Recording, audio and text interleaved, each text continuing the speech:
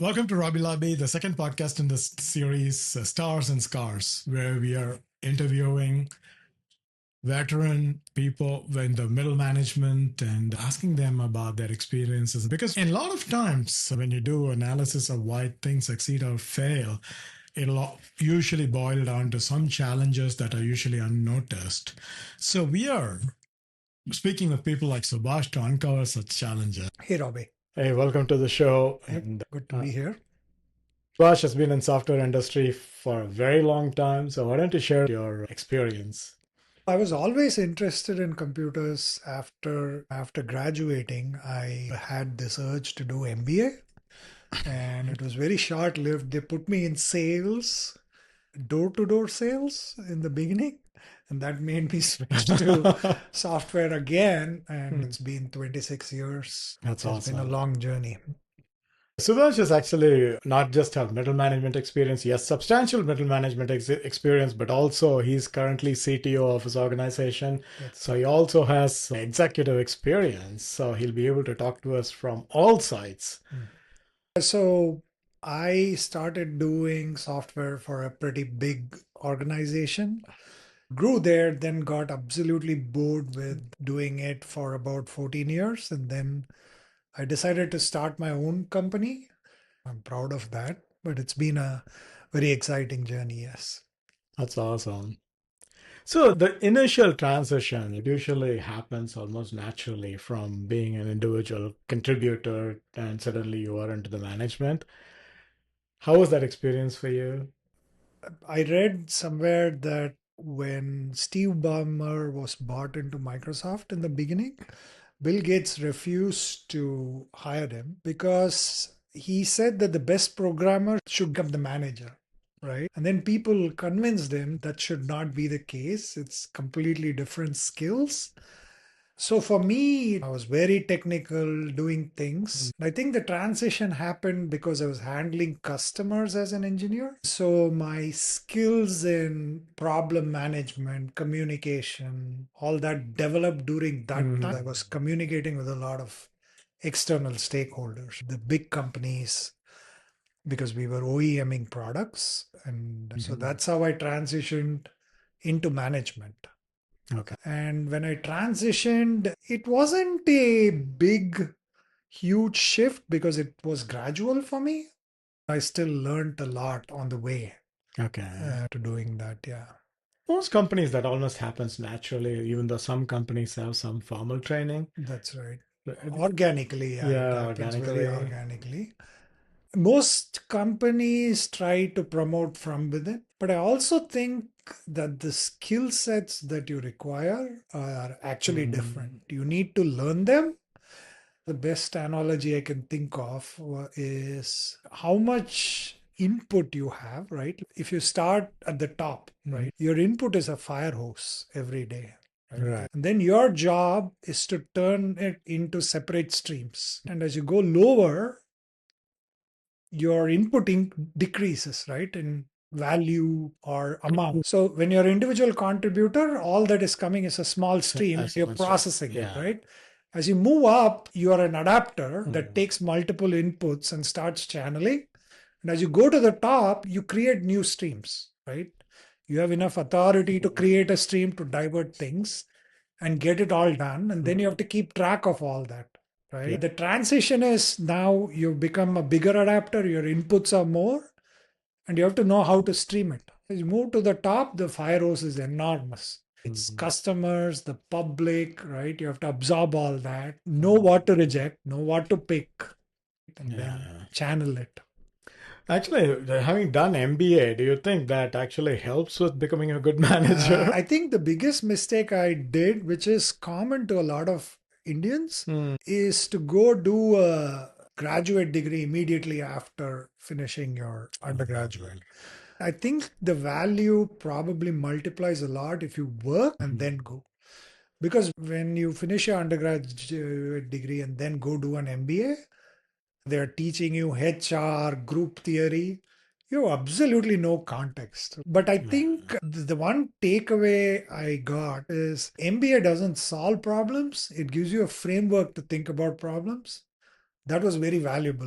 Whenever you think about management, your idea is to create a framework so that things execute in a particular way and you go towards success, right? There's always day to day issues and things you have to deal with, but what you leave behind is a framework for everyone. So, Any learnings from early days in management that you actually consciously try to avoid when you move people in your organization, when you promote them? Do yeah. you enable them with any insights or anything? Yeah, I think the biggest lesson to learn is you have to delegate mercilessly when you manage, right? I think Mm. hire good people, delegate like hell. That has to happen if you actually want to succeed. When you do the transition to middle management, it's actually, unless you're a natural at it, for me, it was very hard to delegate because you're just fresh out of doing thing hands on. Yeah. And then you become a manager. Now you're poking everywhere. And if someone doesn't do well, you tend to take on their load because you can, at Yeah. least in the early stages. And that's a big mistake. Then you learn that's not what you're supposed to Mhm. do. This is true for anybody just transitioning from one level to the other. I think the biggest time you have to spend is on hiring people you feel very confident delegating to. That should be most of your investment, and then you should delegate. But how do you find that? You need to get lucky, right? But plus, you also need an understanding of what sort of skills, right? And then, of course, if you have a good base, then you can trust, right? Yeah, so this is actually an interesting twist. So what you're saying is when you're hiring, look for something that gives you assurance that you can delegate things to them, Delegate, right? yeah. So what is that? What are there any I specific think if things? it is, if you're hiring for, let's say you're in middle management, and if you are managing a small team and you're managing individual contributors, right? That is your span. Then you look for technical skills. Someone who, given a task, doesn't need babysitting. Then, as you grow one level up and there are managers reporting to you, then you want someone who's able to herd cats essentially, right? And not bring everything to you. So as you go further up, actually your direct span starts decreasing. Your span is highest when you're a direct manager. Then as you go up, your span actually comes down till a point when you go higher where the span increases, but never like before. Yeah, So whatever it is your job is or was, you need to be able to delegate that to someone as you delegate. move. What are the skills to delegation? Because it's obviously not easy, right?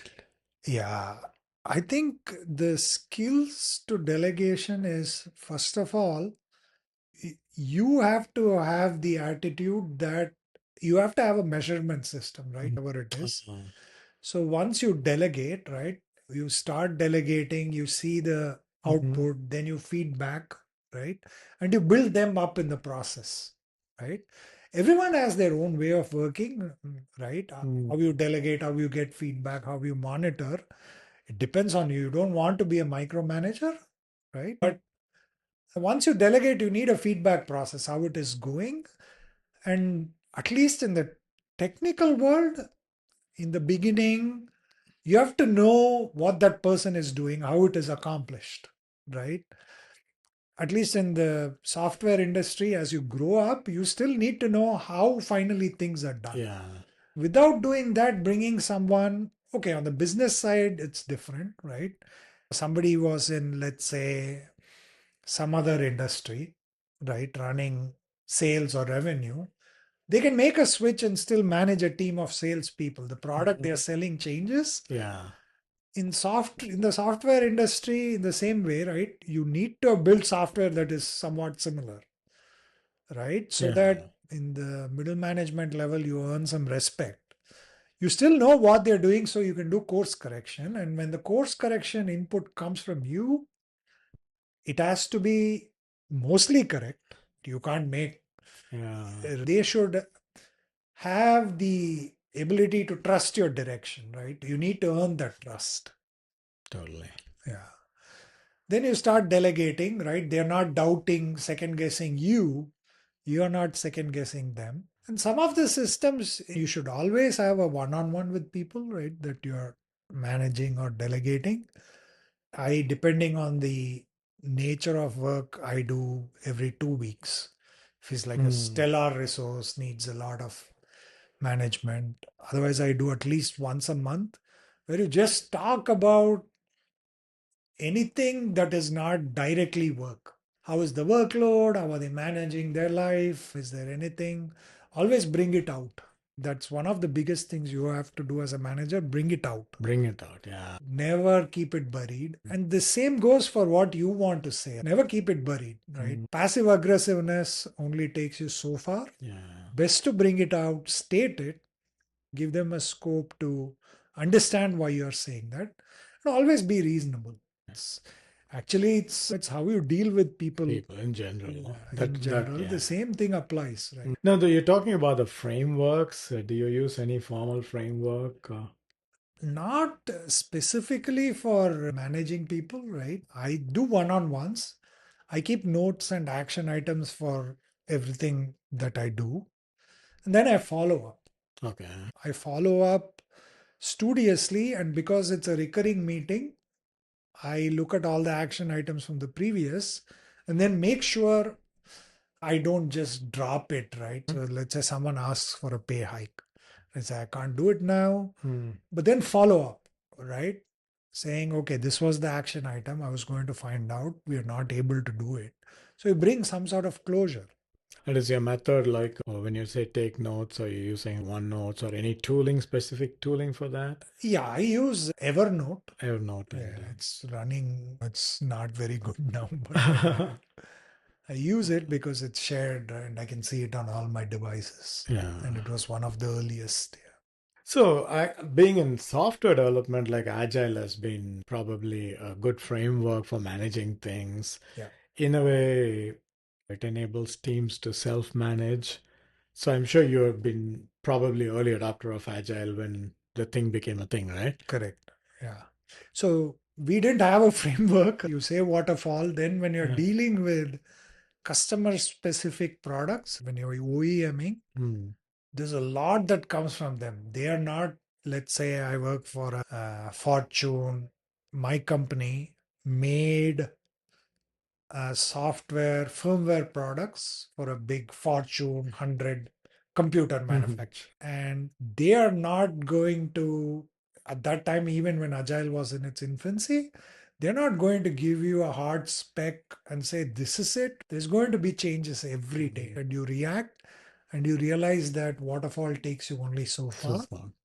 So even without Agile, it was Agile. Yeah. But then once you adopt it, your job becomes to translate it to them, right? To say, expect incremental, which is the hardest part to convince the upper management, the non software people, that it'll come in increments. Swallow increments. We'll get there. Because most of them, their day to day is not to track stuff.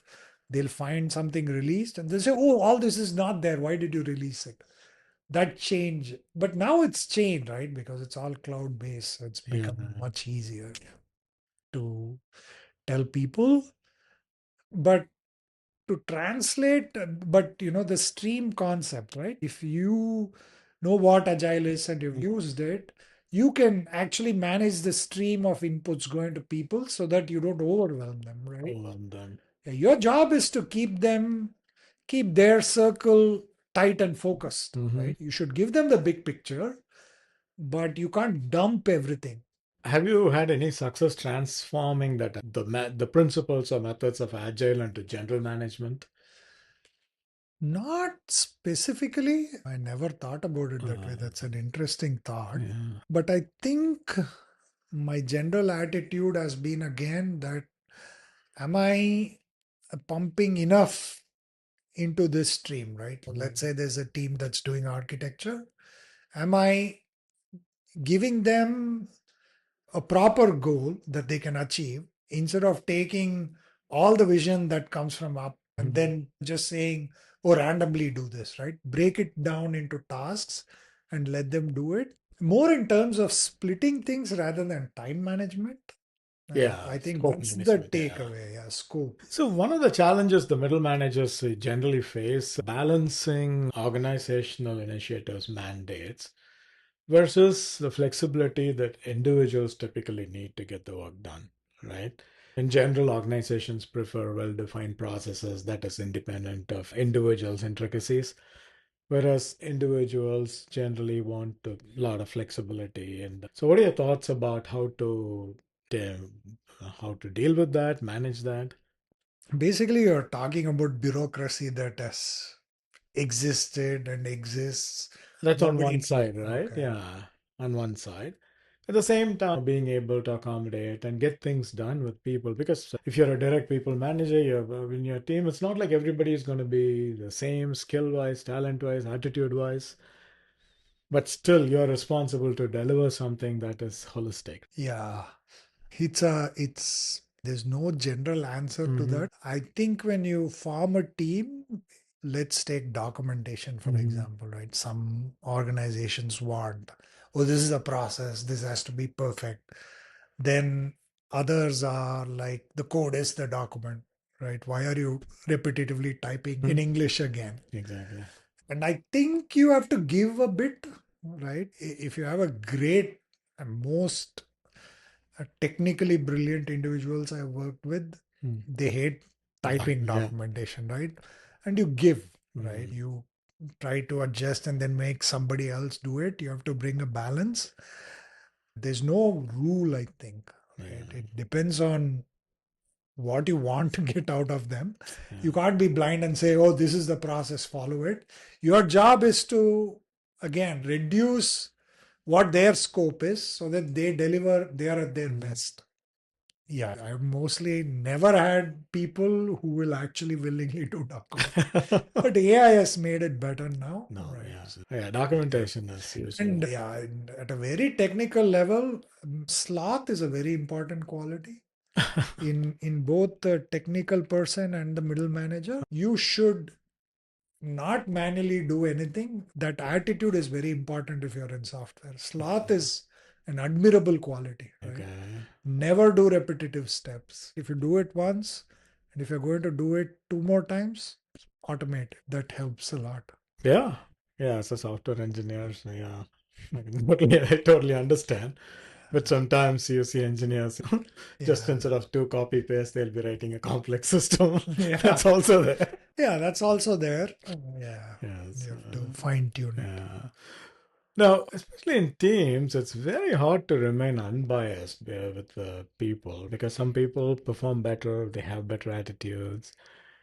Have you come across situations where you caught yourself being biased and Yeah, it's unavoidable. hmm, It's unavoidable that if you take the spectrum, you'll have stellar people, right, that are doing hmm, everything and they'll bite the bullet and do whatever you want them to do. Like, for example, you give them a complex thing to do, they'll do it. hmm, But some people either don't have the skills to accomplish it in a particular way or the attitude or the inclination. You have to identify which it is. hmm, It's a skill problem or a inclination problem. And you have to go correct that. You can try to correct it. Let's say it's not correctable.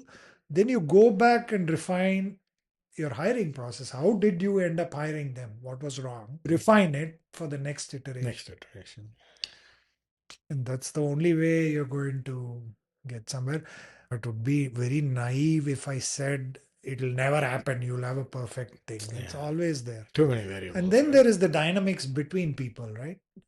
Someone, you bring in someone new, somebody feels threatened. That's always going to be. So, since you have been through all the stages, right? If you reflect, let's talk from an executive, then walk down to other levels. From being an executive, what is that you wish your managers, your direct managers, understand that they are not able to, in general, get it? I think the specific role of CTO, I can't broadly speak for other executive roles, but as a CTO, I think the biggest thing is why software is not perfect all the time is a very hard thing to explain. They just say, this is the thing, you go build it, right? Like a bridge. But then once you start building a bridge, nobody comes and tweaks like software, right? They don't keep changing things. And people forget all the intermediate requests that come, correct? And in the end, they are like surprised, right? And this is a very cliched thing. It happens. A lot of people have spoken about it. That's one of the biggest things, right?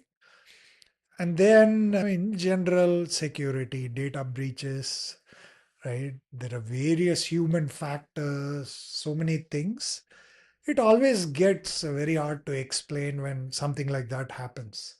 You mean to the customers and others? Customers is one thing, but just if the business side, right, the CEO or the salespeople explaining to them, right, why something went wrong, why it is that way, why is the software delayed. And I always resort to statistics, industry statistics. X% of so much get delayed by Y%. But yeah, that's a good strategy, right? Give Yeah, some benchmarks for the give some industry. benchmarks, but it only goes so far. And then you try to start educating them about there is always a resource thing, right? But you can't, the way to explain resource situations is to actually measure work in some way and show, right? Yeah. This is what we need. It's always a hard problem because your job becomes to efficient allocation of resources. Finally, it boils down to that, right? Resource allocation. Yeah. Resource allocation. So when it comes to communicating strategy as a CTO to managers to get it done, what, do you employ any particular method to deliver that and motivate people to get things done? How do you reach out to your managers with what you want to accomplish as a business? Yeah, the one thing I tell managers and everybody, right, if it's a all hands meeting, the one thing, I've always tried to tell managers, my job is to think 5 years ahead, right? Your job is to think maybe 2 years ahead. Okay. The person below you, right, whatever level it is, maybe, less and less, right? And the final individual contributor is thinking 2 weeks ahead, Yeah, right? yeah. And so whenever there's a new hire or something, I always meet them and talk about the vision. And every year we refine, saying these are the goals. And whenever a new, let us say, a feature is asked for, right? I always try to go sit with everyone and explain this is why we want it, right? This is the goal we are trying to accomplish. And so this is why we are building this, right? So everybody understands what the business purpose behind it, how it is going to grow the revenue, or who is going to Oh, use it. wow. So you Yeah. tell that to, I yeah. try to make it reach as many people so they have context. And I think it's very important for product companies to do that. Right? Totally. If you are like IT org, it doesn't make sense. But I've always been in product companies, and it's extremely important that everyone understands why you're doing Why are you something doing that? or why you aren't doing something. Right? A lot of the technical guys are like, oh, we need to do it this way, we need to build it here. Sometimes you cannot. The reality is that your customers won't allow you to ship off data to OpenAI. They're big banks. They're like very careful about where it's going. Yeah, totally, Right? totally. And most of them want to build their skill sets. So they're like, oh, let's do this. Yeah. Sometimes you can't. Yeah, that's the noise now, right? Everybody wants to add Yeah. Gen AI to the Yeah. initiative, and it might have been a long time ago, but if I ask you to reflect on when you're as a junior manager or in the middle management side, is there any time you wondered, I wish my execs or senior leadership considered this or thought about this? Yeah, mostly it comes to resources, right? Uh, More, that's the common vein that most middle managers are going to face. The amount of tasks that you're given, you feel you're resource constrained, right? That's the one primary thing that will happen to everyone. And I wish I had the capability to get more people in mind because there's so many things. or I wish this was taken off from the plate. I've had multiple situations like that, right? Because when you're selling a product to a customer and it's an extensive engineering effort where the customers are integrating your product into their platform, it's always very demanding. And so you wish you had more resources. But the converse is also true. Going back to what I said about talking to the CEO or the salespeople, it's the irony is they'll say, once you cross the middle management, they'll say, just throw more people at it, right? Yeah. And that doesn't work either. There is a time and a measure for that. Yeah. So you can't just Throw people. it will not happen. Yeah. Yeah, it's not adding a machine. But yeah, in terms of as a junior manager, resources is one thing, and it's always good to have a mentor, someone who's not your direct boss. Having a mentor parallelly always helps. I think I had, like, very unofficially, I went around and tried to talk to people and learn. Because sometimes with your direct boss, it's very hard to be in that mentorship mode. You're talking only about things to get done. So go outside, find someone who has done it before, even a senior person, get them to mentor you is a good way to learn. And it's very organization specific too. That's true. Yeah. Do you think being overly friendly with the staff is that? What are your thoughts about that? Because some companies actively encourage it, some companies that don't actually. I think, I mean, it depends on overly friendly, right? Chit chatting, going on outings or dinner or lunch is okay. How do I put it? There is a line. I don't know what the line is, right? It comes intuitively. You don't cross that in a way that affects work or your objectivity. You never want to be in a place where your objectivity is compromised. Right. That's the biggest thing. I think that by being honest, I think that. Yeah, being honest. Yeah. You treat them as you would a friend, you treat them with respect, listen to them, and you tell them what your goals. They can challenge you, which is good. Yeah. They should always challenge you, but with consideration for what your responsibilities are. Totally. Not like random, oh, you should do this technology. Yeah. It's valuable, right? But then you take that and then you explain why you are it. So There's some organizations have a very toxic environment, especially I don't want to generalize it, but generally organizations that whose business model is based on time and material or very, whereas product companies tend to be on the other side completely, that's right. more embracing, more empathic and all. But I'm wondering whether there is place for a right amount of tension. Yeah, there's always. I think you shouldn't keep them idle, right? There shouldn't be idle cycles. There should be enough work to keep it exciting and challenging, and you should switch things up, right? Tension, are you referring to some pressure? Some pressure. Yeah. Yeah, I shouldn't say Yeah, you should be lucky enough that there is just the right amount of pressure. pressure. Yeah. You shouldn't artificially create it, even if there's no customer pressure. Hey, this is the ship date, the competitor is doing it. And motivate them, challenge them. Yeah, they say only pressure makes diamonds. So it's good to have the occasional pressure, but if you find that everybody is boiling hot all the time, that's a very dangerous situation. So it's not sustainable. Pressure is what you aim for. Sustainable. Yeah. Have you reflected on, I wish I knew this about management 5 years ago or 10 years ago? Yeah, all the time. I found it, the delegation principle, right, took time to sink into me. I found it very hard to delegate in the beginning. So if someone had told me, look, this is how you think about it, your job is to think 2 years ahead. Nobody taught me that. Even when I was starting out as a manager, nobody came and said, hey, this is how you think about it, right? This is your goal. There's no active goal setting in terms of the growth trajectory. But I think that the principle of delegating, find good people and delegate properly, that I wish I had learned much earlier. And by delegating, you mean giving the complete ownership. Accountability and responsibility, yeah, both. Both. And is that how do you do that tangibly? Can you talk with give some? Yeah, I set goals, right? Every year Mm. I take the time to set goals for people, saying this is how what the organization's goal is, and this is your part in it. It's like a for a manager, it's a broad brush thing, right? And Yeah. I'll say, this is what I want you to accomplish.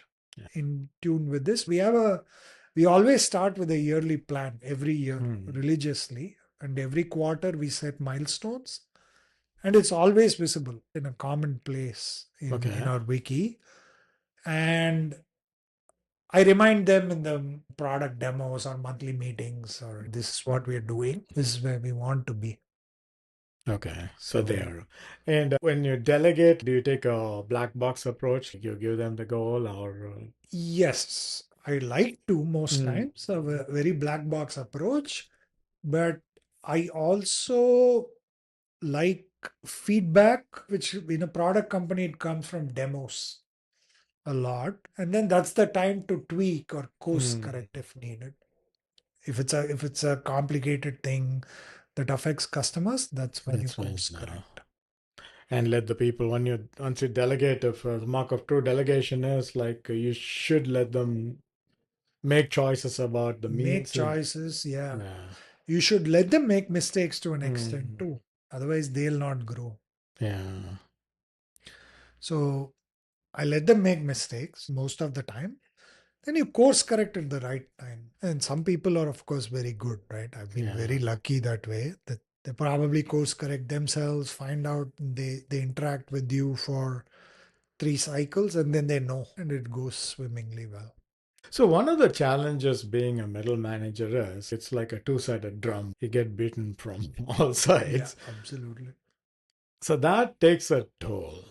And a lot of times we have seen that right in our front of our eyes. Typically, middle management is when people get, when they enter middle management, is when they get married, when they settle down, start a family, and all. So pressures are compounded from all sides. Any lessons, learnings, and how to deal with that phase of life? Don't do what I did is probably the best way to. Yeah, it can get very complicated unless you're Hmm. very lucky. And I would say find a job that you actually love doing. So it doesn't feel like, even if you're interrupted constantly, it doesn't feel like a pressure. You Mm. actually enjoy it. That's probably the only solution. Yes, you don't want to love it so much that you sacrifice everything. Yeah. You have a responsibility to your family, but when work interrupts and you have to stay up late, you like it so much that you're excited and go do it. And Mhm. it gives you, the family gives you a break from work, and work gives you a break from family, right? So it's a yo-yo, right? But the thing is to find something you love, right? Yeah. Otherwise, it's very hard. If you hate it, Yeah. then it's just you are going to feel like it's eating into your time, right? Yeah. Vice versa is also true. If you hate spending time with family, you feel like it's eating into your work. So you've just got to, but balance is important. Take breaks, otherwise, your creativity goes down. That is something like, do you actually look for drop in performance due to overloading at all among your people? Yeah, definitely. If you overload, the biggest risk is if you don't have a relief valve, right, in terms of work, you lose them. That's the biggest thing. It has happened a lot of times. Sometimes it's not within your control. They're dealing with a customer and they're so soured up on the pressure from that side, which you have some control over, but sometimes because the knowledge is very localized, you cannot, the resources are not fungible. Mm. So you end up, you have no choice, and then it burns them. It does happen. But you have to manage it in such a way that you're not overloading them all the time. Mhm. Otherwise, you have to have enough though, because software engineers are, if you don't give them enough, they'll go nuts. So you have to give them enough to keep them busy, Yeah, right? So it's true. You mentioned earlier that getting the right people, right, is probably the number one thing. And I read somewhere that most hiring decisions happen actually within the first few seconds of the interview. Yeah, possibly. Yeah. We just don't realize it within the first few seconds. Other Especially in a almost, face to face. yeah, face to face and very early. That's what, like, Yeah. Are there any signals? What do you look for when you're hiring? Or are there any big red flags that you watch out consciously for? The one thing that I primarily look at resumes is reasonable amount of time at a workplace. If they are like serial switchers, Mm. 6 months, 1 year, then that's definitely a no-no. The second thing I like to look for is growth trajectory in however long their career has been. A growth trajectory, either technically or something else. Early on in my, when I started the company, when I wanted to hire people, what have they done outside of work? Not hobbies, but have you contributed to open source Mm. projects? Do your projects in GitHub? That is something is a very good sign for a software hire, which means they're interested. It's not just a job. Yeah. They like to do stuff, create stuff. That's a very good sign usually. Apart from this, yeah, all the soft metrics, punctuality, discipline, easy to communicate with, all Yeah. those things matter Comes later. depending on the role. Yeah. But I think I don't know if maybe that within the 2 seconds happens subconsciously, right? I don't know if I have a metric on the first 2 seconds that I judge. Or, Yeah. And not consciously, yeah, it's but very it subconscious. happens apparently subconsciously. That's right. So, Possibly, maybe it shouldn't. yeah, maybe, yeah, it shouldn't, Yeah. but a lot of times, Yeah. yeah. So, is there anything you feel like if you reflect on that execs, you would say, I wish the execs get this about the management, or something that execs usually miss about management? The middle management, I meant. I don't think so. Most of them have been there Yeah. and they know it. They don't. It's. I also have been. My situation is a bit unique, though I have experience OEMing for large companies. I have worked for companies that were started by self-made entrepreneurs. Okay. Every company I worked for, and me myself, are all self-made people who started a company from scratch. And so I would say I'm one of the very, very lucky people.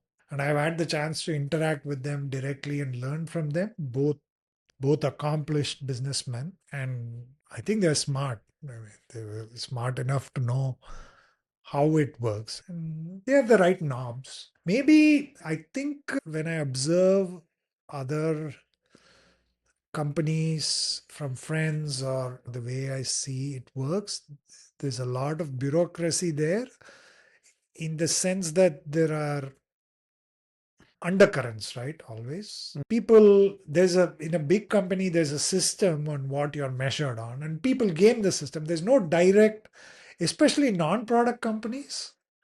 It is just bureaucracy and executives probably. I am You no don't have that knowledge of experience. Yeah.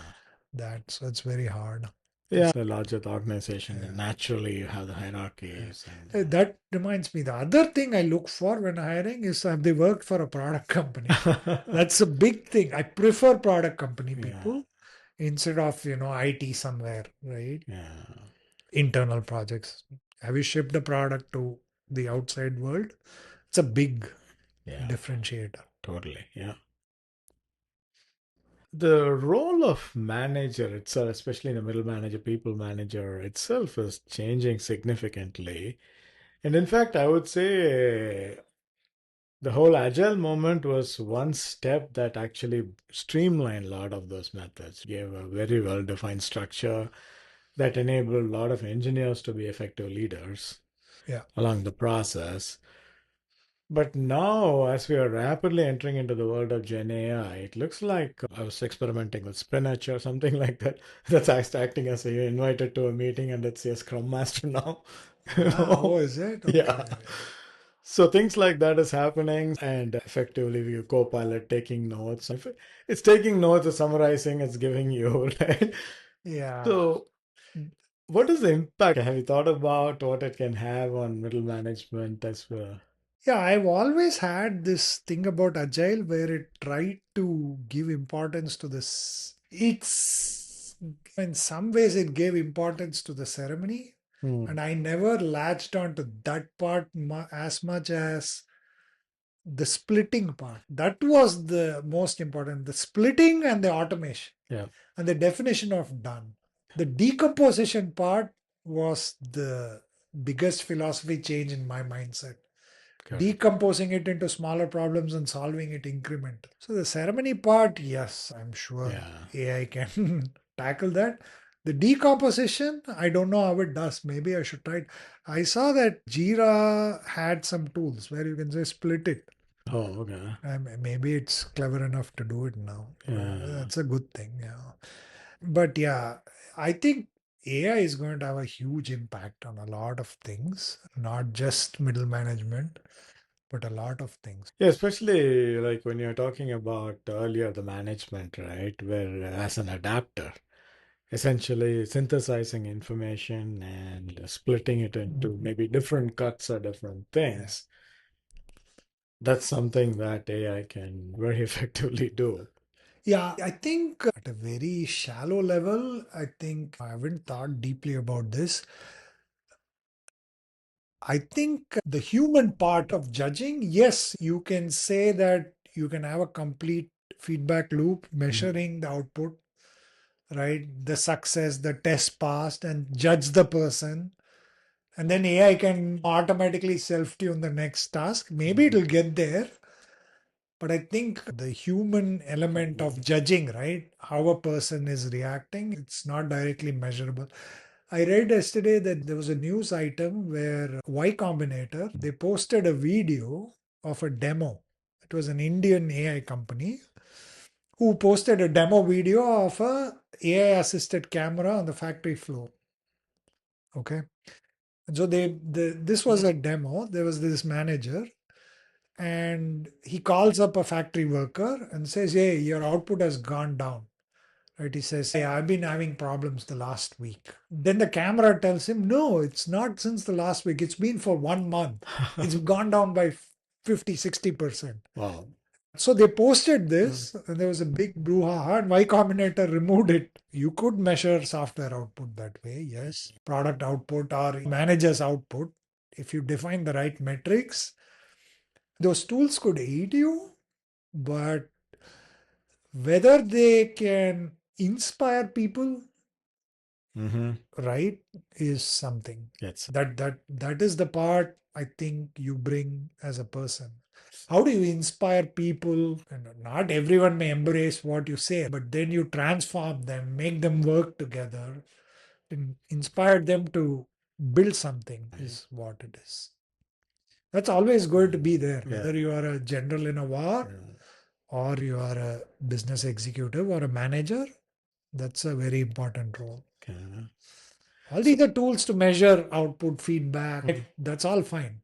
But who's going to convince them and make them do it? Yeah. Yeah, it's uncharted. It's not just going to impact Yeah. management. It's going to be, yeah, scary. So, is there anything that Maybe you could tell them that the AI asked you to do do it, it? Yeah. and maybe they'll do it. Yeah. Yeah. Yeah. That's Yeah, but it's making a huge difference just in terms of the what I was talking about action items notes. I extensively use Teams and Zoom's AI summary now. It's great for me. If I can't attend a meeting, I just tell them, send me the summary. It's doing a great job actually. It actually picks out action items and lists them, yeah. which Yeah. is It's very good. in fact, if you look at a lot of the recent improvements in Teams, it's all around this and Yeah. media. And suddenly they actually, since I'm interested in this kind of content creation, suddenly Teams was getting into that space. I don't know if you realized. Was They've it? enabled editing, they enabled recording, and suddenly you can record in PowerPoints and everything. Oh, okay. I didn't know that. Yeah. So they're just slipping into these things. If I personally find it convenient, like even when I create a deck or something, I just go and give my narration of that deck and I save it and see. send it across. So something like that, as simple as that, because if you're working in a large company, it's very hard to get calendar is the hardest problem, right? Yeah, For things getting delayed.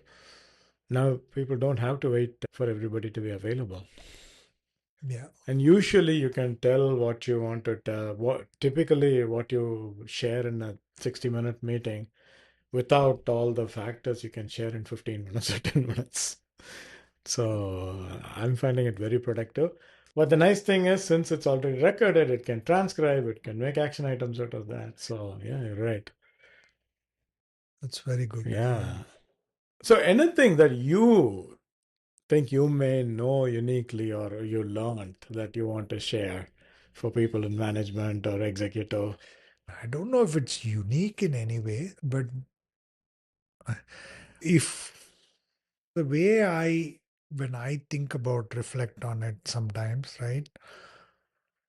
I think the biggest thing is be genuinely interested in people and genuinely interested in what you're doing.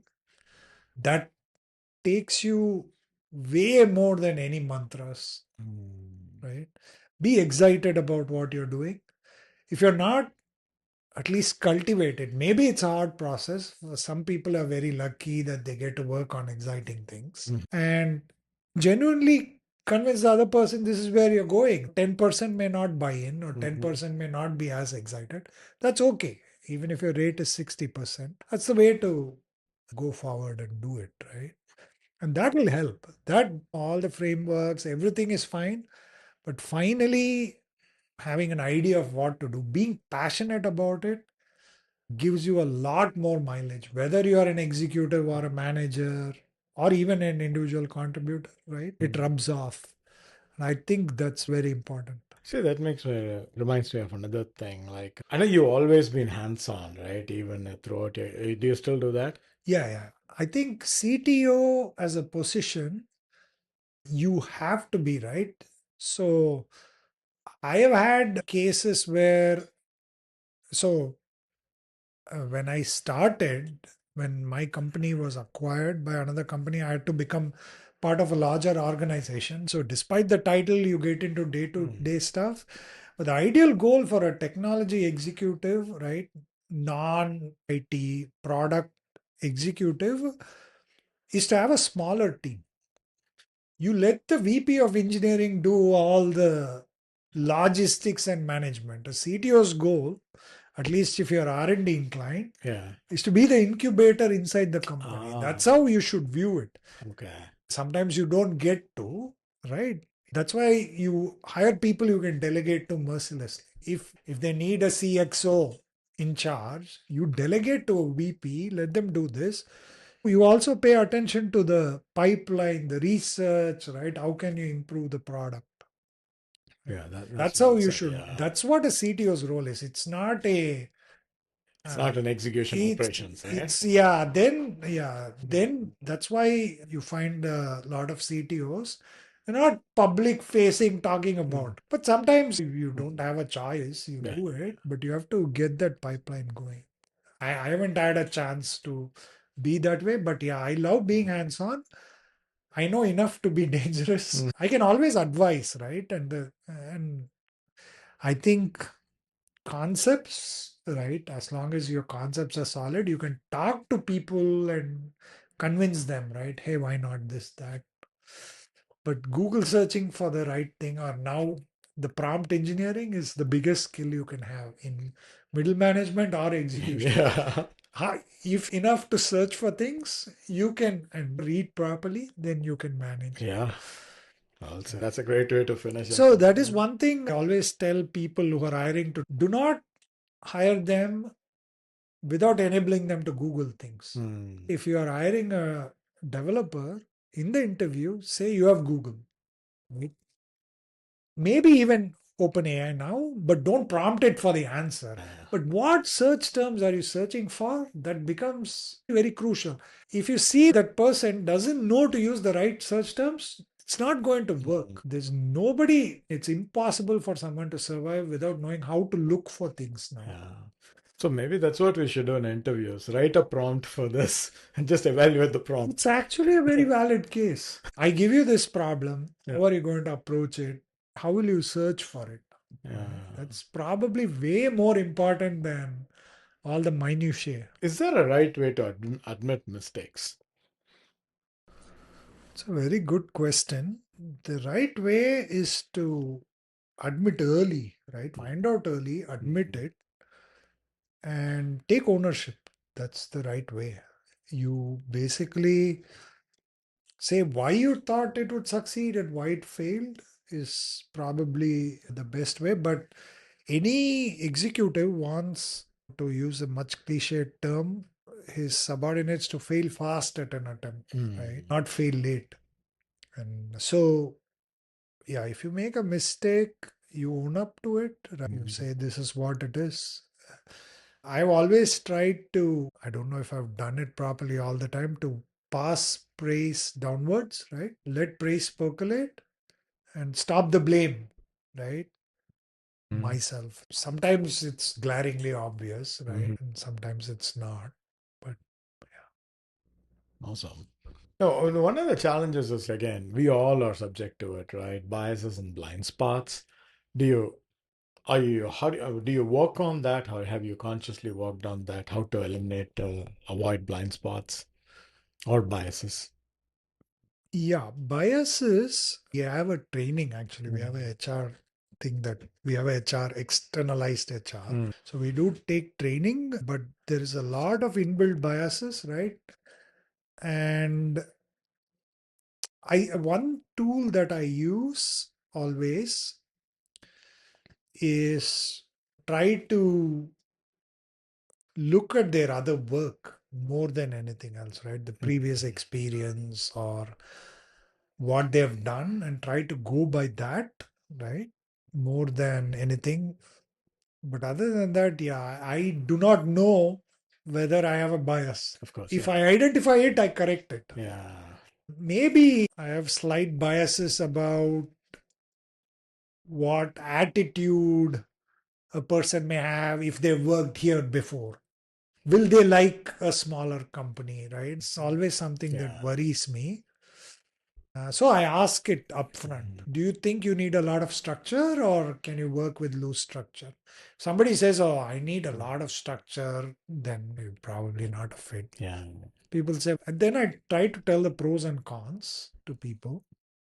This is what loose structure gives you.